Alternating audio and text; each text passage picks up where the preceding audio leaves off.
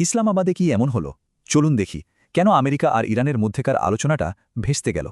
পাকিস্তানের ইসলামাবাদে আমেরিকা আর ইরানের মধ্যে একটা বৈঠকের আয়োজন করা হয়েছিল।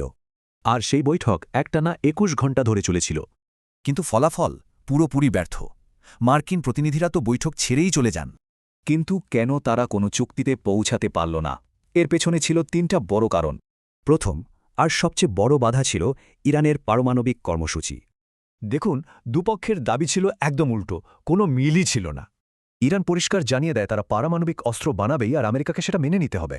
বলা হচ্ছে এই কঠোর নীতির পেছনে আছেন ইরানের নতুন সর্বোচ্চ নেতা। দ্বিতীয় যে বিষয়ে মতবিরোধ হয় তা হল হরমুজ প্রণালী। সারা বিশ্বের তেল সরবরাহের জন্য এই প্রণালীটা খুবই গুরুত্বপূর্ণ। তো এই জলপথ নিয়ন্ত্রণের জন্য ইরান কি প্রস্তাব দিয়েছিল? ইরানের প্রস্তাব ছিল একদম সহজ, প্রতি ব্যারেল তেলের জন্য মাত্র $1 টোল। কিন্তু ইরানের একক নিয়ন্ত্রণে আমেরিকা একদমই রাজি ছিল না। শেষ যে বিষয়টা নিয়ে ঝামেলা হয় তা শুধু ইরানকে নিয়ে নয়, তাদের মিত্রদের নিয়েও। ইরান চেয়েছিল কোনো চুক্তির আগে পুরো অঞ্চলের সব সংঘাত বন্ধ করতে হবে। এই মূল বিষয়গুলোতে একমত হতে না পারায় আলোচনাটা শেষ পর্যন্ত ভেস্তে যায়।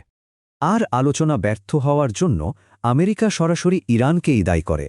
কিন্তু অন্য একটা সূত্র বলছে এটা নাকি ইরানের জন্য একটা কৌশলগত জয়।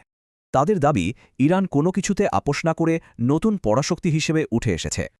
তবে ইরানের মুখপাত্র বলেছেন কূটনীতির দরজা নাকি কখনো বন্ধ হয় না।